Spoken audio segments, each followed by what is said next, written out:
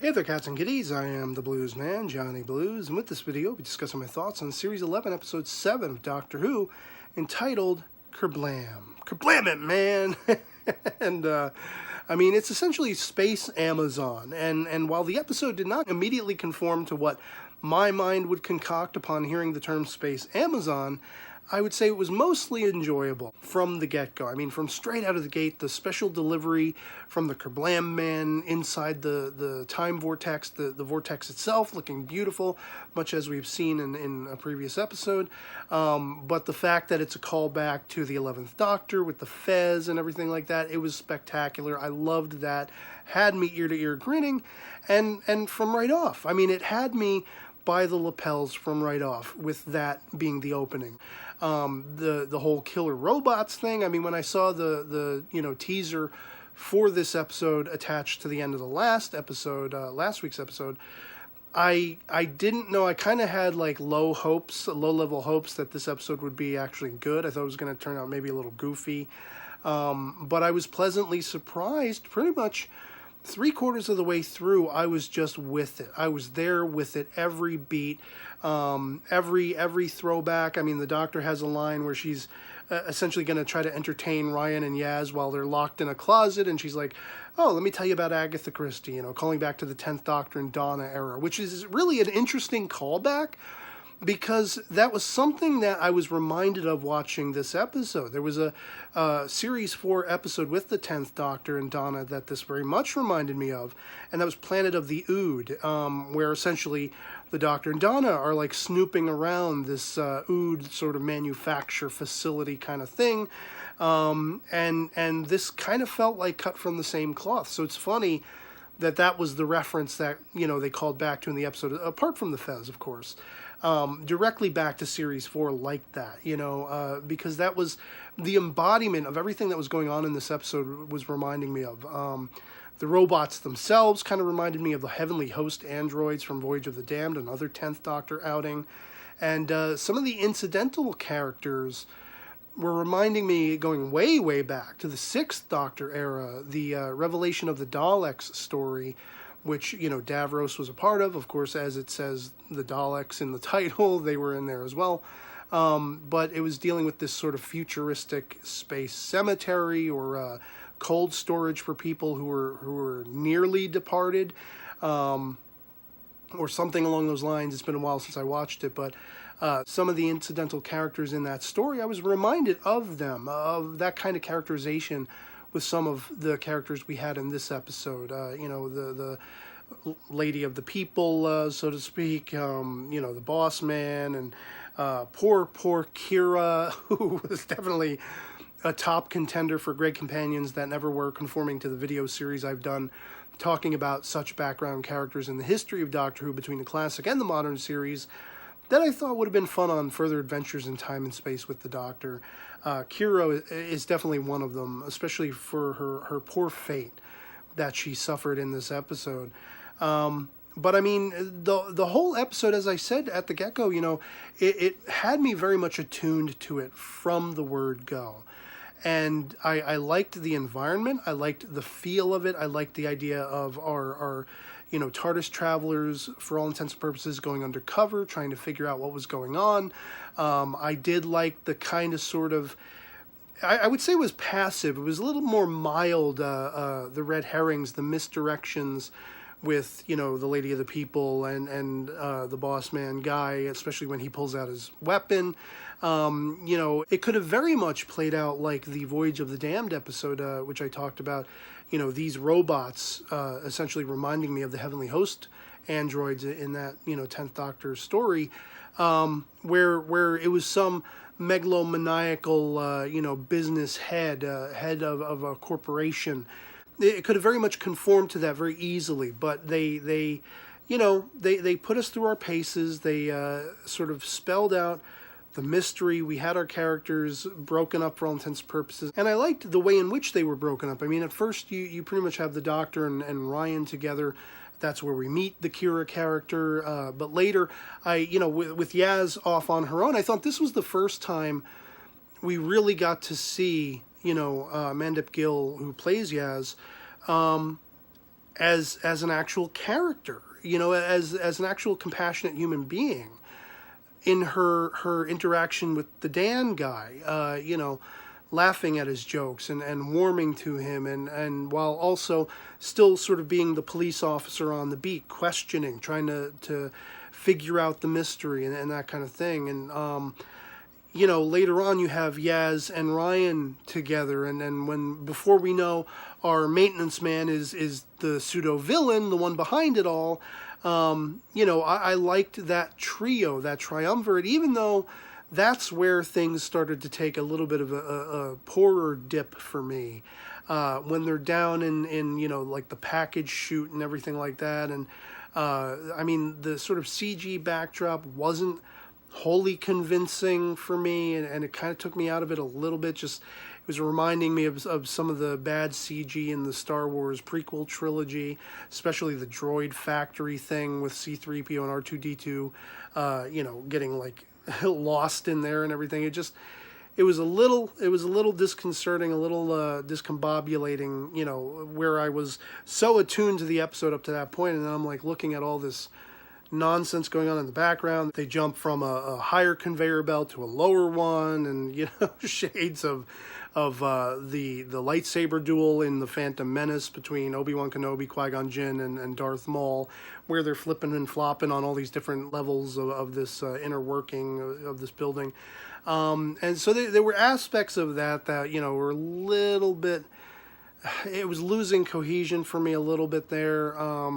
I did, however, think it was hilarious talking about the conveyor belts when they all first go in and they're being put through their paces, and you see the doctor's actual legitimate disappointment when she hears the rule about human beings are not allowed to climb up on the conveyor belts. You'll be disqualified. You'll be fired. And she's just like, she's so defeated. She loses all purpose. It was like, ooh, I could go on the conveyor. No, I can't go. Darn. Jodie is just beautiful as the Doctor. I love her Doctor. Even the thing I keep seeing people checking as far as her uber, pronounced and deliberate, almost performer-esque, oh, I'm going to pull out the Sonic, like every time. I like that about her. I like that, there is some pomp and circumstance to it. I know there have been a lot of complaints already, and this is something that has been very much predominant in the modern series, especially the Matt Smith era. The Doctor's sort of predominance toward relying heavily on the Sonic, not only for opening doors, but scanning, getting readings, filling out essentially the information, we need to know. The info dumps of the episode come through that. And some people have a problem with that, that it doesn't conform to the classic series where if it was the third Doctor, he'd be poking around and picking through machines by hand. He'd take, instead of the Doctor going and sonicking that one computer in the boss man's, head office, maybe another Doctor who's a little more hands-on would have ripped off the interface and been tooling around in the wiring with his bare hands and that kind of thing. And to a point, I understand that argument. To a point, I see where people are coming. But it's absolutely, honestly, not an issue for me at all that there is an over-reliance on the Sonic. I think everything that I have seen in Series 11 thus far and previous seasons for the most part, I'm sure if I comb back over them, I could find examples where even I would be like, okay, that was a step too far. You could have gotten rid of the Sonic. You didn't need it for this episode. You didn't need it for that one little thing that you did with it. But for the most part, in Series 11 thus far, I haven't felt like the Sonic was ever really in the way. Was ever really taking away from anything. I don't view it that way. For me, and especially the fact that she was using it in this episode, there's one scene where she's got it out for like a couple of minutes during the whole scene. And already I'm hearing, oh God, complaints. People are sick of it. Oh, get rid of the Sonic. And I get it. I get where you're coming from. But I'm sitting there and I'm watching it and I'm like, the Doctor is pulling up information that is readily accessible and necessary to the story. And we don't need this scene to be 2 or 3 or 4 minutes longer for her to get there. I mean, yeah, they can edit it down and whatever like that.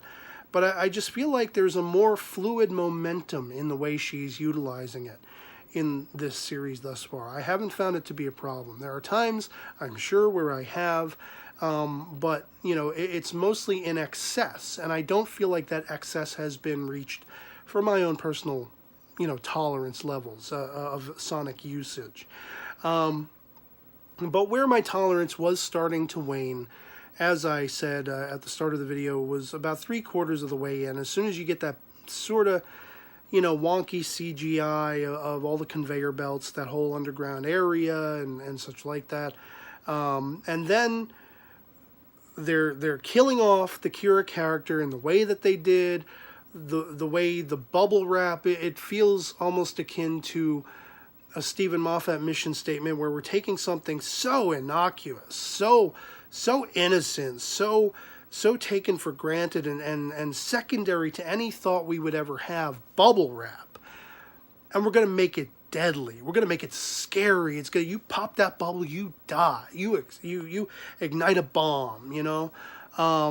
And that to me, it just, I was just kind of like, really?